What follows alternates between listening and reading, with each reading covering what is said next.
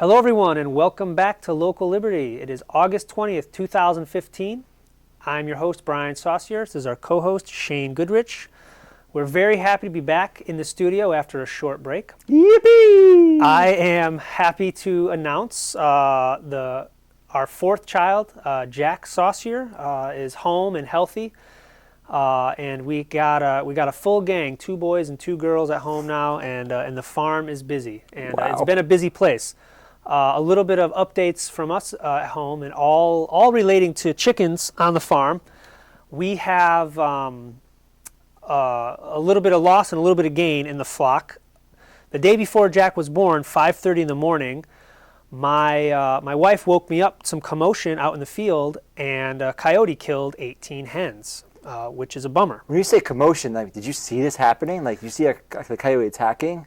Yep, I saw him carrying a chicken off in his mouth, and then surveying the damage later, there was I found 18 birds in the field. So that's probably the worst one-shot damage we've had, but stuff like that has happened before. Chickens are at the bottom of the food chain. Unfortunately, how do you avoid that? Like, I assume you're doing something to avoid that. Well, you have a really strong enclosure.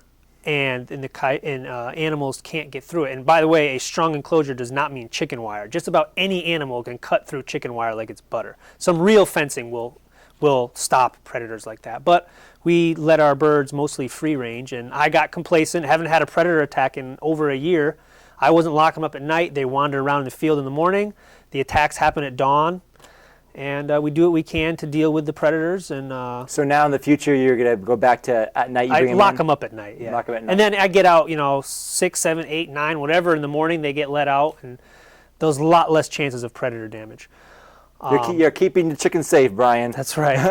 But on a happier note, really quickly, we ordered some more chicks. I was thinking about ordering more chicks anyway. I see, egg prices are going up. There's chicken shortages everywhere, egg shortages everywhere. It's a good time to order some more chickens. So I ordered a bunch more chicks. Half of them showed up dead in the mail. That's a slight sidetrack.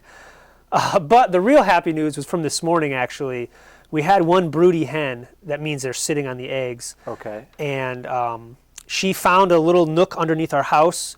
And I saw her go in there a few weeks ago, and I had a feeling, I didn't know exactly when, that someday she was going to pop out with some chicks, and she popped out this morning with 3 baby chickens. My son found them, and that was really cool. That's awesome. You got any footage of that? I got some pictures. Yep, I had to brave a hornet's nest, but I took some pictures of the chickens walking around. Just for you, Local Liberty viewers. So that was pretty cool. Shane, anything going on in your neck of the woods? I actually don't have anything exciting to report. There was some stuff planned at the museum that got canceled, so I'm not going to go into that. But I'll have stuff for you later on. Your chicken story, though, thrilling. Awesome. Lots happening. Okay, so let's dive into our topic for today. What we are going to discuss is the concept called the social contract. This is something that has a long history, in philosophy and politics, going back at least 300-400 years as a term, and then it's evolved over the years into what it means. Right, and the concept goes back much further than that. You can hear philosophers like Plato and Aristotle talking about these things, about what a proper citizen does, what his role in society is. Mm-hmm. So the concept goes back even further. Yep, that's right. So we're going to start off with, we have a list of what the social contract gets you, allegedly. And this is going to be in a sort of a, you'll pick up on our tone here a little bit, but I got a list of the things you don't have to worry about having been captured, I'll use the word, by the social contract. I should add before we start, there's like different versions of the social contract. So we're playing one version that is basically the government's version of the social contract, because there's other versions that don't involve, well, you'll see what they don't involve. So why don't we begin? That's right. We're talking about this is not a social contract. This is the social contract in the United States. Right. And yeah, this is the only social contract that if you violate, somebody's going to come knock on your door. Be a patriot. That's right. So what does the social contract, what does it mean that we don't have to worry about? Well, we don't have to worry about how much of our income we get to keep. Somebody a long time ago, and they'll change it tomorrow if they feel like it, has decided that we can keep 2/3, 60%, 75%, some portion of it. That's pretty good. That's the majority. It's pretty good. Hey, it's better than taking it all, right? Yeah, you got to think pretty positive. Pretty good. The social contract has already decided what are the little scraps of paper that we're told are, we'll have to call it money, that those are the scraps of paper that we will use to trade with just about every other person we run into. That's been completely determined for us, and there's no questions asked about that one. Thank you, because I heard of things like Bitcoin, but that just confuses me, so I'm really, really pleased about that. You are going to love the social contract the more we get into it. You're not going to have to worry about which schools to pay for. There's only one system that the social contract has determined you're going to pay for that system. So good to not have to. I hate when I go to a store and there's options. It's like, what do I buy now? There's options. So when you do go in that store and you are troubled by these options, the social contract has determined what percentage uplift, if you want to call it, you're going to pay to a third party to purchase some items in said store. That's really nice of them. You're also, the social contract has determined what percentage the annual ransom is going to be to keep the property that you've already earned, such as a house, car, machinery, productive equipment that you're using to earn a living and to produce things for other people. You're going to have to pay a percentage of its value every year to hold up your end of the contract. Cool. How else would I know what mafia boss to pay? This is really making things simple for me, Brian. It's simple. There's only one. A great benefit of the social contract is you don't even have to spend 2 seconds worrying about how to take care of your grandparents, your parents, anybody that's old, sick, disabled, poor. They're taken care of. You don't have to worry about it. No questions asked. Wow, I don't have to interact with other people or think about them. Let's see what else. You don't have to worry about how fast you should drive down a road. That seems like a pretty simple one, but that's been determined. Brian, I tell you, I don't have a car, but I have a license and I drive, and that is a constant burden on me. But then when I see those signs, it's like a relief. It's like, thank you. Now I know what to do. What else? And we could go on. Here's a good one. You don't have to worry about what technology you should use to defend yourself or to keep yourself safe. It's been determined exactly to some very minute detail what is the right kind of technology that you're allowed to have to defend yourself. So again, having too many choices in the store, well, somebody's taking care of that for you. Right, and I get confused anyway with the guns. They seem dangerous, so I need protection for myself. Thank you. Yes, you do. You're also, if you ever get sick, you're not going to have to worry about what kind of, how you're going to treat yourself. Or for that matter, really, anything you're going to put in your body, there's a very long list of, here's the things that no ifs, ands, or buts cannot go in your body. Great. I really needed that list because otherwise I have no clue what to do.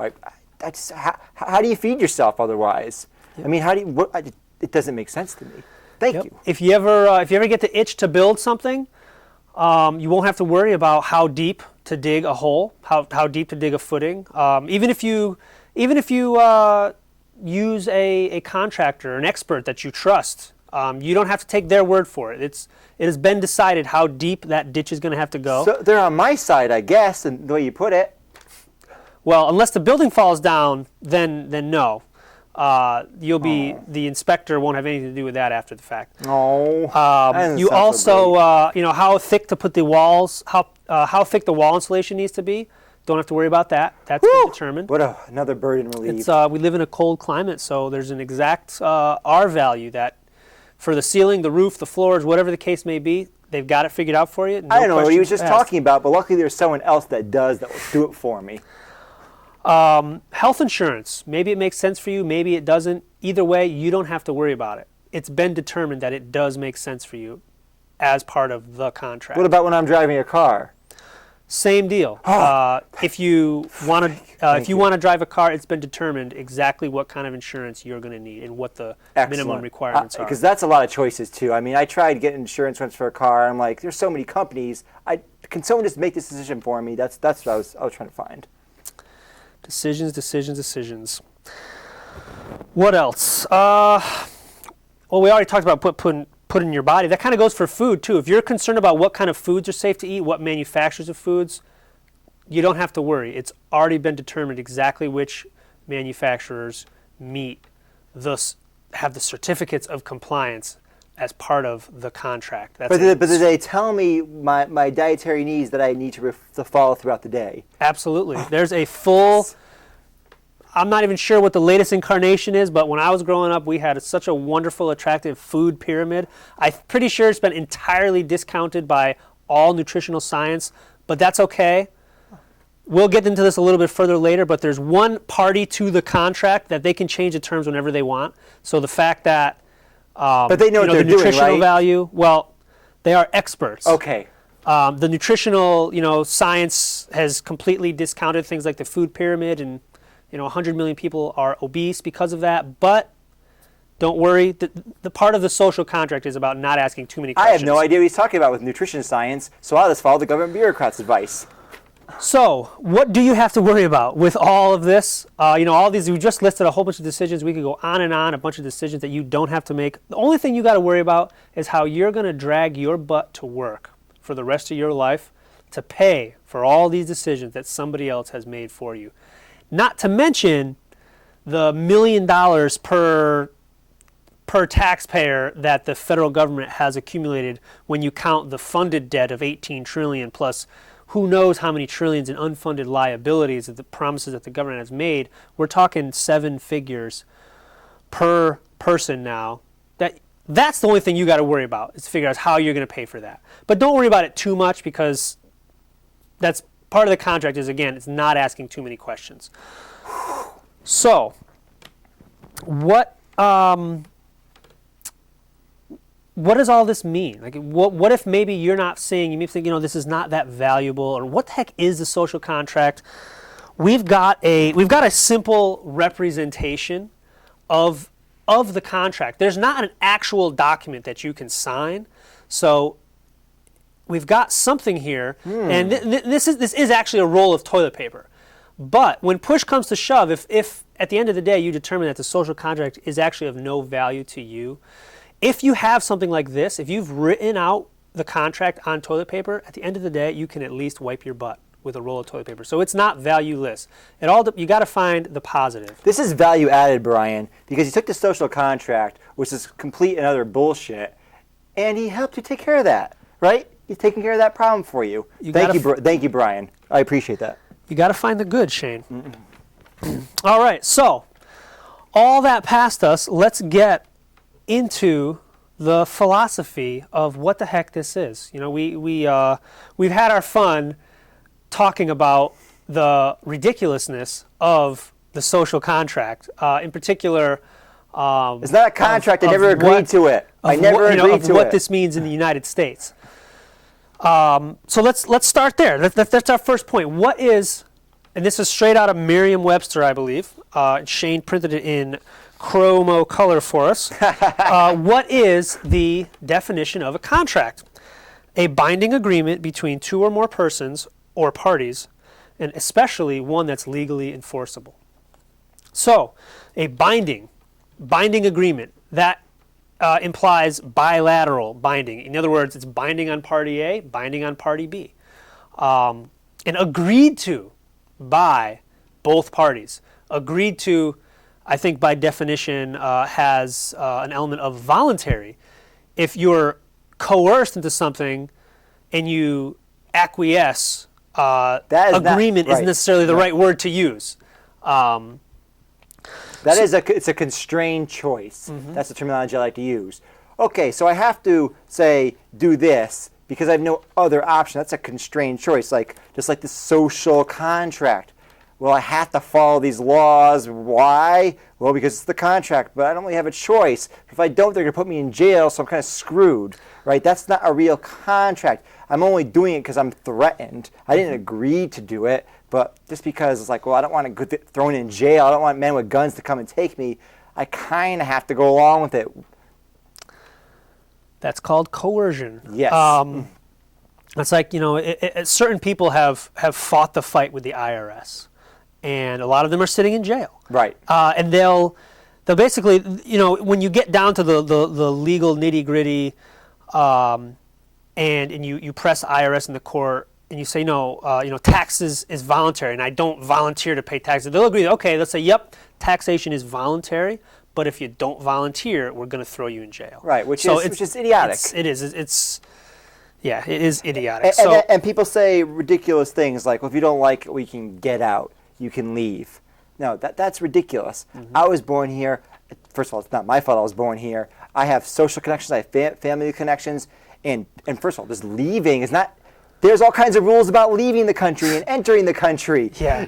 It's all constrained choice. There's no real choice here. You got to make the final payoff. It's just substantial now, in the tune of thousands of dollars. If you want to give up United States citizenship, you have to actually pay a substantial sum of money to get yourself out of the contract. So it's not like I lived off in the mountains in some state, then went, I don't want to live in my little mini country anymore. I decided to go to the United States, and I'm coming here as an immigrant, and I'm like, all right, I'll go along with this. That's a little different. That's more of a real choice. Of course, slightly different. Of course, like about to say, wherever they came from, they probably have the same institutions there with the same concept. Yeah. So there is no real freedom going on. So we're going to talk about that a little bit more. So we got a quick definition of a social contract. The key points are I'm sorry, not a social contract. We got the dictionary definition of a contract, an actual contract, and it's two parties or two or more parties binding on both parties, and both parties agree to the terms and agree to the contract itself. Now let's take out of the same dictionary our definition of the social contract. An actual or hypothetical agreement among the members of an organized society or between a community and its ruler that defines the limits and rights that defines and limits the rights and duties of each. So that is the social contract. And it's that second part. And now you notice in the beginning of this definition, an actual or hypothetical agreement. So we're kind of getting a hint about what this is all about. When push comes to shove, any authoritarian will say, yeah, no, you didn't actually sign anything. But we don't really care. Right. It's theoretically implied. you could. Right. So that's the difference between our social contract. It's nonsense. I never agreed. But you could hypothetically have a community that came together. It happens all the time. Right. Homeowners associations. I mean, which to me is I'm not personally not interested in the idea at all, but tons and tons of people are. They want to move into a neighborhood that they know there's going to be it's going to look and maintain the way it looks now. There's not going to be clotheslines. There's not going to be boats, it's got a certain style of architecture that has to be used. You voluntarily enter into an agreement, understanding the full terms of the agreement, and if you don't want to, you say, okay, I'm going to move to the next neighborhood. But you can't at that point go, you know what, I moved into this place, and it's going to have a Southwestern style architecture or something, and then go, oh, you know what, screw this, I'm going to build a Victorian style house. No, because that's legitimate. You've actually made a decision. No one forced you. You didn't have to go into the homeowners association. You made a decision. So now if you don't want to be there, you have to move if you want to have your Victorian house. You have to move if you want to have your modern style house, because this is the rules. But it's legitimate because you agreed with it. You actually said no one forced you. It wasn't a constrained choice. It was a real choice. Right, and that's a social contract. Yes. That's an agreement between people, between different individuals or groups. But the contract, the social contract, is a altogether different beast. And we talked just briefly about the history of it, going back to the 16th, 17th century as a term. But really, when the term started coming about, is when people started. in the medieval times, coming out of I want to say when central states really started coming into being, and you had really powerful kings. That would be towards the late Renaissance, early Enlightenment period. This is when we had true nation states, and it gradually increased over time until we get to something like the Napoleonic Wars, where you have massive nation states fighting each other. And right before those Napoleonic Wars, right before the French Revolution, was the peak of what you maybe actually a little earlier, at the very beginning of the Enlightenment, was the peak of the idea, the concept of the divine right of kings. Like you had but that's Charles I in England saying, no, I'm a king because I'm the king, because it's my right. I'm endowed by God. He has made me king. And then the English had a whole civil war over, and then eventually they went back to having a king again. That peaked then. That was like, yeah. But what I was going to say is when it peaked towards the end of that, but it began, in the early medieval times, this notion started bubbling up, and as the state grew more and more powerful, the state meaning typically the king, and by the time it peaked, this is where we get into our topic for today. People started rejecting it because they're saying, no, God didn't say you own me entirely. God didn't say the king is entitled to 100% of my property and 100% of my money and my life and my family and everything. He didn't say you have absolute rule, because like in the early Middle Ages, the kings, they didn't have absolute authority. No, they were highly constrained. Right, they were highly constrained. They had a duty to their people. They were constrained by common law for hundreds and hundreds of years. But over time, the rulers accumulated more and more power. Eventually, the nobility started losing power, and it became eventually the commoners started losing power, and it became tied up into the nobility, and that became tied up into the kingship. So over time, you have more and more powerful kings, and the reason for this is simply a lot of it's based on technology. It's difficult to rule a large body, a large area, when your communication systems are so ineffective, when you don't have really modern road systems. Like if you look at the Roman Empire, for example, where the emperor had absolute rule, they had this amazing thousands of miles of roads. They had this amazing communication system, an ability to actually communicate with all the far regions of their empires. By the time the Roman Empire has been destroyed by the Visigoths, and we have the Dark Ages and a bunch of small little places here and there, a lot of the technology has been lost, the roads are gone, so people can't easily reach each other. So it's hard to rule people when you can't physically even get to them. It's very difficult. But slowly our technology got better and better. And the Renaissance, it got a lot better. And also we got the invention of the printing press with Johann Gutenberg in the 1450s.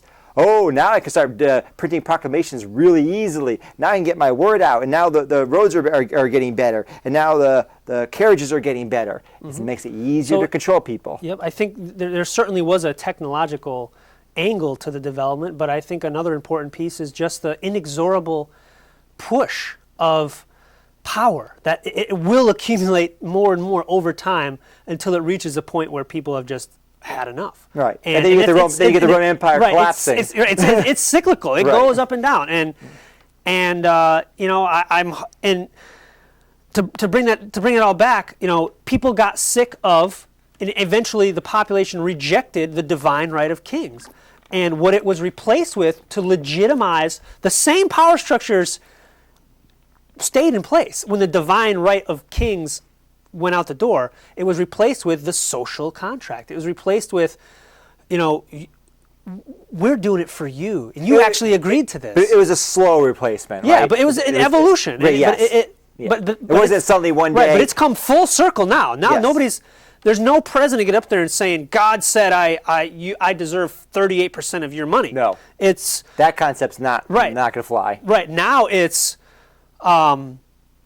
It's patriotic to pay your taxes. Think not what your country can do for you, but what you can do for your country, right? Yeah. John F. Kennedy's famous speech. It's like an iconic line, but if you really parse that line, it's like, wait a second, what do you mean? What do you mean? It talks about duty and obligation, but why do I have that duty and obligation, right? And at the time, this was not that long removed from World War II, right? We're just starting into the Vietnam War. This is before it gets really, really, really horrible.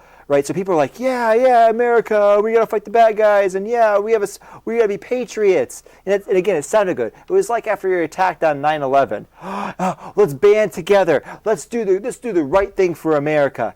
right? That they use this propaganda line. They say, oh, you have some sort of obligation to us, which is the social contract. We all have an obligation to each other, and since we all live in this country, it's the obligation to the country. Yep. And when you talk about things like 9/11, and that goes back to some of our previous episodes where we mentioned like the psychology of victimization and the psychology of fear, when you tie in some of our social behavior, as in, okay, we're attacked, we need to defend ourselves, and we need to group together to defend ourselves, you tie in that voluntary interaction with the concept of contractual obligation, fake contractual obligation, and now you've got a very powerful story to manipulate people with. Right, because it sounds good. Them. I mean, at 9/11, right, Osama bin Laden and the terrorists, they attacked us, they killed thousands of people. They're horrible people, right? Of course, that nugget right there makes sense. But then they took that little piece, and started bringing in everyone else, everyone in Afghanistan, and then they went to Iraq. Oh, here's some more bad guys. Now we got ISIS, and now it's the war on terror. It just never ends. All from that original attack, which was that was bad. That was a terrible thing that happened. But it doesn't justify all this other ridiculousness that makes no sense. And they took away our rights because of it. The Patriot Act is an abomination. And people only now realizing it. It's just a terrible thing. And it was done during an emotional time when the government could sway you. It's like, well, I could never get all this nonsense passed before. Oh, but these people, they're sad about their losses. Let's take advantage of some emotional, sad people. All right. I mean, it's really sick. It's like what sick person does that? It's like someone like just lost a family member or something. It's like, oh, this person's all messed up right now. Hey, maybe I can take advantage of them right now and get them to do stuff for me that they wouldn't have otherwise. I mean, it's sick. It's amazing. Okay, so the next point I just want to dive into, and this kind of comes from my experience with a lot of personal conversations I've had with people, online or in person or otherwise. When you really press someone and say, okay, why?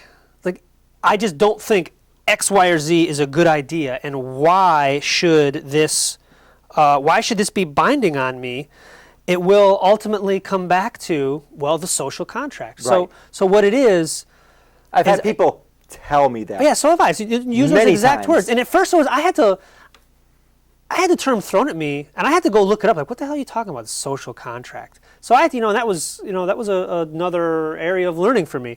But what I think that comes from is there's this very slight twang of guilt in some authoritarians, and I say authoritarian meaning, folks that want to exert some measure of control over others in some particular area. People intuitively I don't think are control freaks among other people. Most are not. Most people aren't busybodies. Most people are like, you know what, you do what you want. Right. Just leave me alone. But they're still stuck in the box. And they're stuck in the box of thinking about this thing where where a distant city rules our life, and they accept it, and how they justify it, and how they can get over their guilt of saying, well, I really don't want to tell this guy how to run his life. Say, well, the social contract. See, my experience is a little different.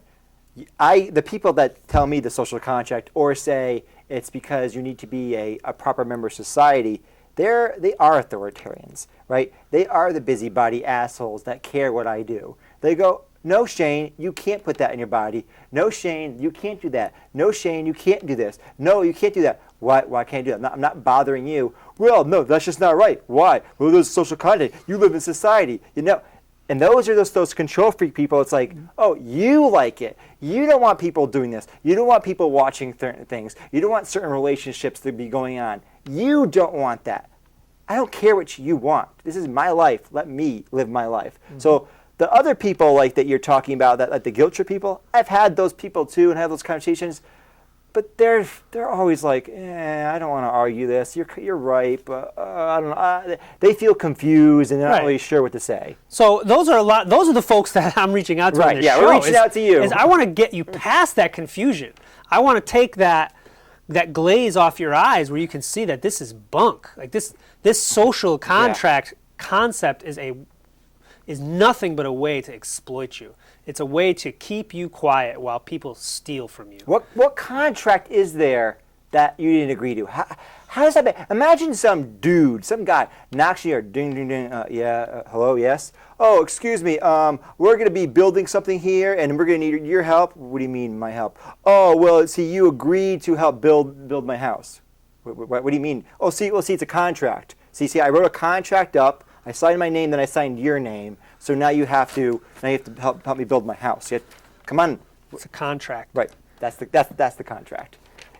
It'd be so bizarre. You'd be like, get out of my house before I call the cops or I get my gun. It'd be so crazy. Like you would think the person's insane. Yeah, and that's.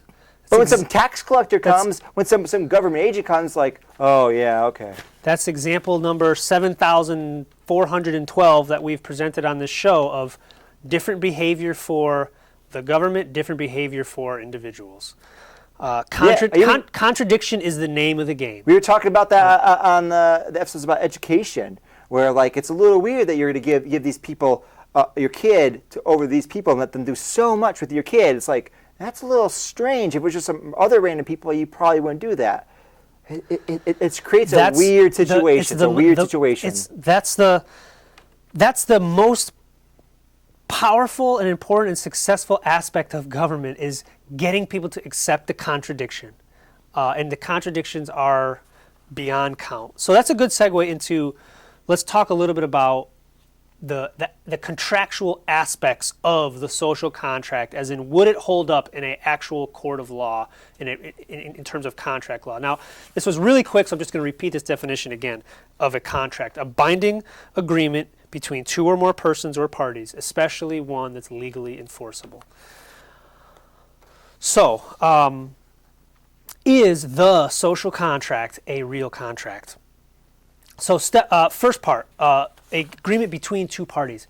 Is it binding on both parties? Is it a bilateral contract? Of course not. We have something vaguely resembling the government side of the contract written down in the Constitution, which is totally ignored, totally scrapped, practically not even worth talking about anymore because we're so far off the charts of what the Constitution authorizes the government to do that it's a meaningless document at this point, unfortunately. So what you have in a contractual sense for the social contract is you have one party, that'd be the state, that can change the terms at will, whenever they want. Oh, and by the way, if you are going to rely on the Constitution of being your bedrock of the social contract, guess who gets to interpret the Constitution? Well, do you get to interpret the Constitution, Shane? Roger? Nope. I sure as hell don't. Who gets to interpret the Constitution ultimately? 9 strangers in costumes, in black robes. And those guys are more government agents. They're part of the government. Yep, they sure are. And some of them will even admit it. The state is the one side of the social contract that gets to determine what the social contract is. They get to change it whenever they want. They get to expand it whenever they want. They get to shrink it whenever they want. And they are the ones that get to enforce it on themselves. If you or I break our end of the social contract, somebody's coming knocking. If they break their end of whatever their end is of the social contract, well, who cares? It's only one party to this contract has any meaningful relationship to it in terms of interpretation or enforcement and understanding. And this, it should be emphasized, is at all levels of government. So we're talking about the Supreme Court. We can talk about the president. We can talk about Congress. But let's ignore all of them. Let's go more local. Let's talk about the police. Police can do whatever they want. We see it all the time. We now see the cell phone videos. I think there may be a change in the zeitgeist about how we deal with the police and their powers. But it's going to take some time to make a change. But right now, they really can just do what they want. They can screw you over. They can mess around with you. They literally can just take your money. You have money. I stop you for a traffic stop. I fine $500. I take the money. Here's the money. I've taken it now. I'm not going to charge you. I'm not going to do it. Just drive, go away, and you can't do anything. They can just do it's unbelievable. Asset forfeiture is crazy. Police can just beat people up at random. And 10 years ago, you might be like, oh, that's not true. They don't do that. But now we see massive evidence of it. Right? The government can't hide anymore. It's much harder for them to hide because the emails come out, the behind-the-scenes documents come out. So on camera, you can hear Hillary Clinton talk about, oh, I followed all the rules, blah, blah, blah. It's like, bullshit, Hillary. We know what's actually going on. These are government officials, right? This is what they do. They lie to keep themselves in power. I mean, these career politicians, and even at the smallest level, you have these petty bureaucrats like having to sign off on the stupidest things. And if they don't like you, well, they got a grudge. Oh well. Oh well. Mm-hmm. It's reached a point where they don't even care about hiding. So the cell phone. It's like the police. The body cameras, yeah, it's probably will be a good thing in some ways, but think about all the crap that does get captured on cameras, and it still doesn't matter. Qualified immunity. Well, I'm not going to go into my rant about that for the moment, but let's go to the body cameras. Here's what happens with those. I think it will be a good thing. I think it will help cut back on police misconduct, brutality. But you know what will also happen quite a bit? Oh, there was a technical malfunction. Oh, I can't believe there's a technical malfunction. Or an on-off switch. That's the technical malfunction, Brian. Yeah. Right? Yeah, it's a technical malfunction. So the government term, technical malfunction. Real world, what real people actually say, on-off switch. Mm-hmm. That's right. All right, so that was the in a contractual sense, it's pretty clear that the social contract wouldn't hold up in court, and that only one party is held to it. That would be us, and the other party gets to do whatever the heck they want and change the terms whenever it pleases them. Second point of if you're in a court and you're enforcing a contract with someone or against someone, one of the things is that we're both parties of sound mind when they signed the contract. And well, my son Jack, who's 10 days old, who can't do a thing besides eat, sleep, and poop, he signed the contract 10 days ago. A complex legal document without a lawyer. Wow, you have a prodigy on your hand, Brian. Complex legal document. He signed the contract already. Is he of sound mind? Is this his handwriting? Yeah, he did a pretty good job. Yeah, pretty good. I mean, he literally doesn't know his ass from his elbow. But he has signed the contract that is going to affect him for his entire life in perpetuity, and his children and his grandchildren. I mean, I'm laughing, but it's really, really sad and terrible. It just, this doesn't make sense. Continue, Brian. So, strike number 2. In an actual court where we were dealing with real contracts, this would be thrown out because the party, the infant that signed to the contract, was clearly not able to understand the magnitude of what he or she just signed. Obviously. Just agreed to. Obviously. Just agreed to. Agreed. Yeah, and then the third point, and of course, we beat this one to death already. We talked about contract that we've signed.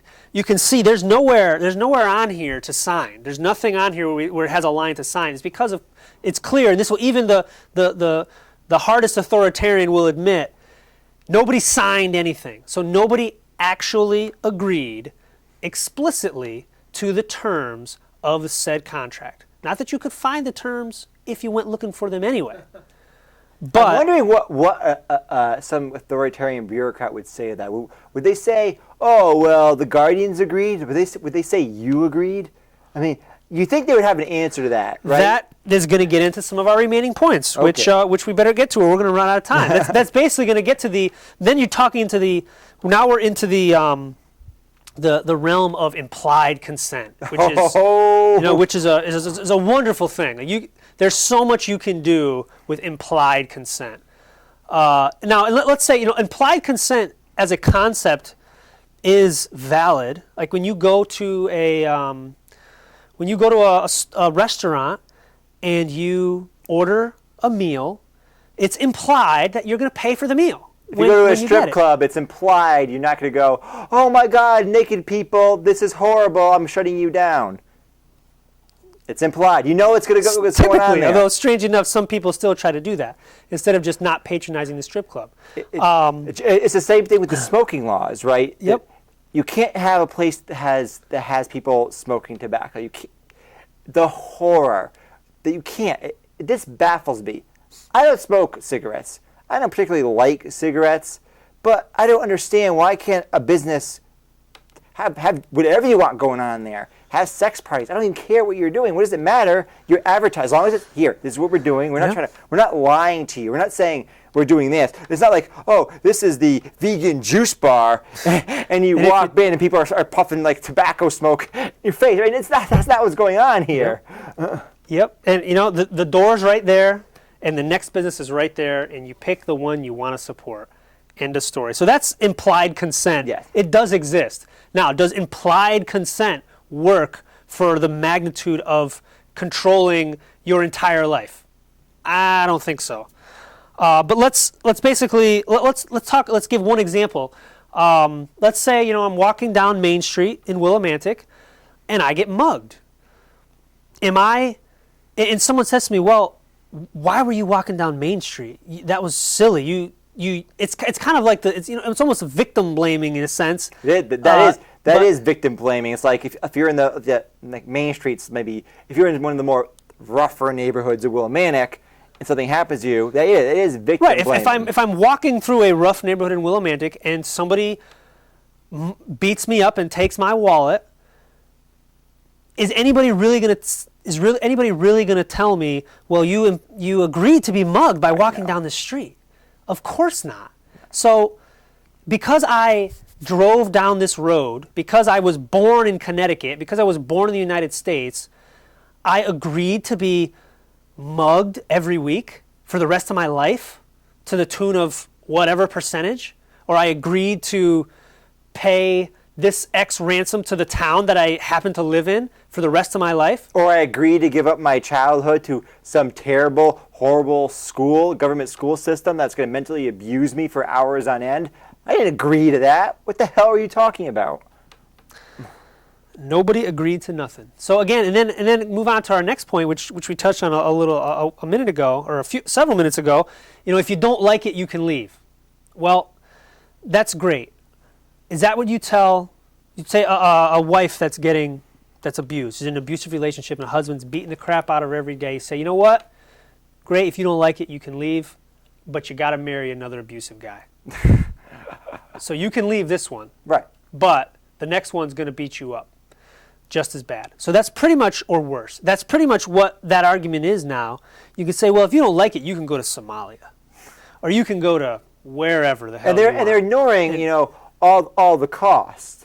I mean, so they're ignoring the fact that to actually get anywhere in the United States costs money. There's all these driving laws. So I want to leave. All right. Well, first I need to get my government license.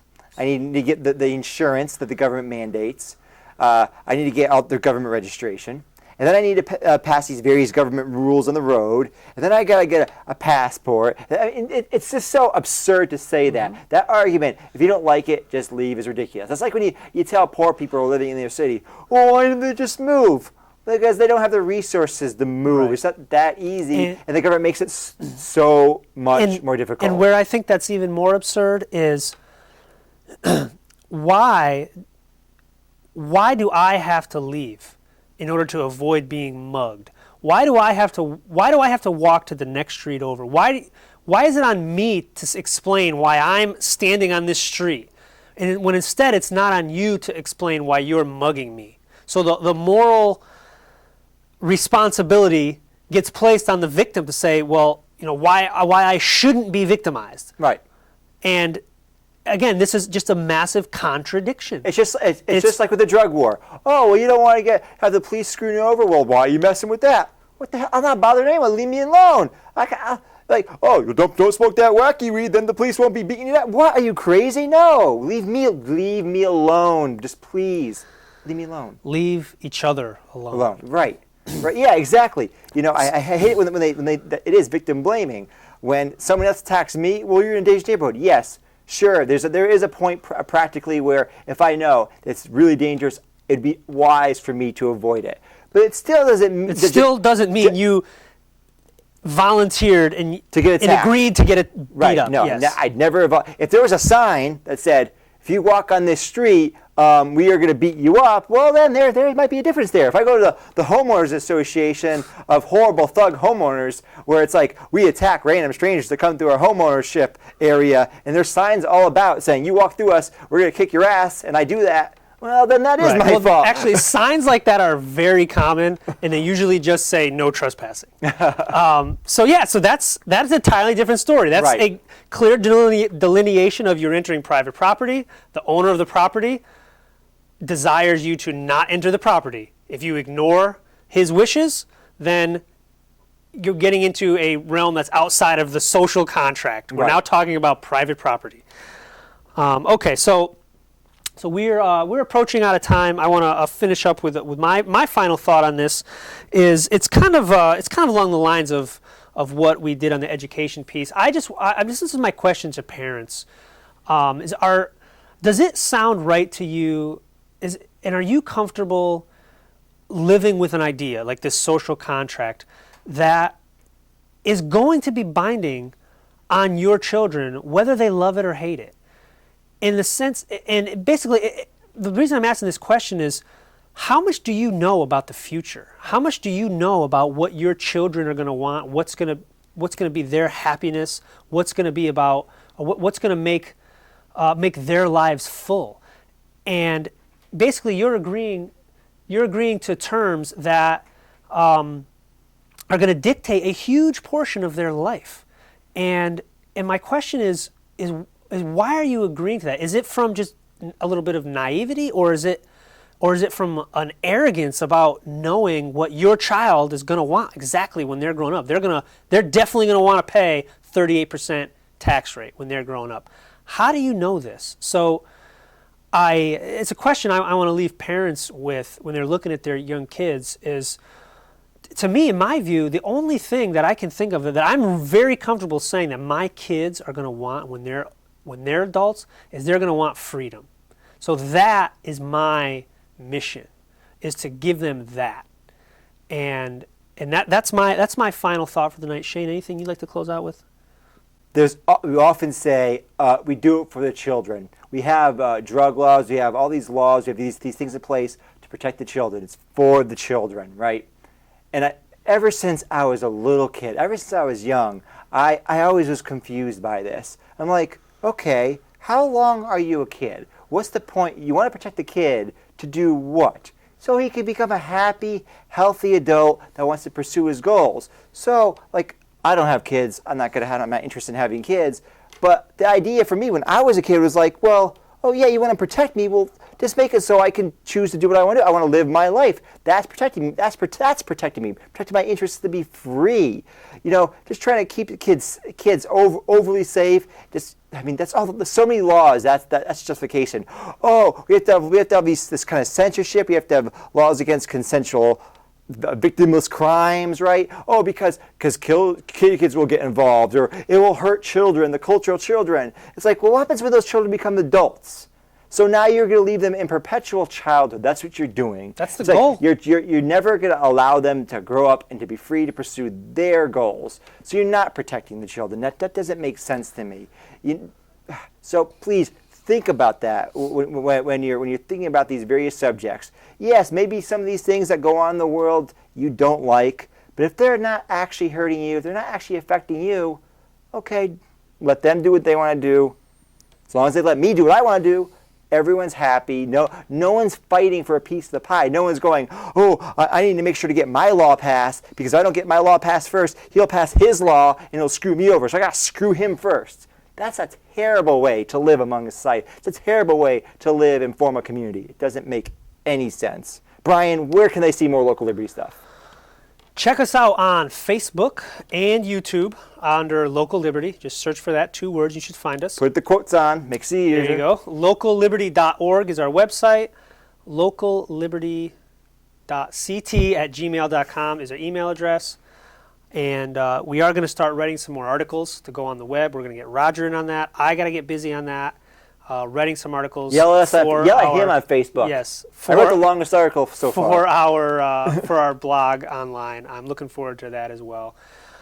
That's it for tonight. Thank you guys very much for listening. We will see you at the same time next week. I'm Brian Saucier, and this is Shane Goodrich, and we are Local Liberty. Have a good week, and thanks for listening.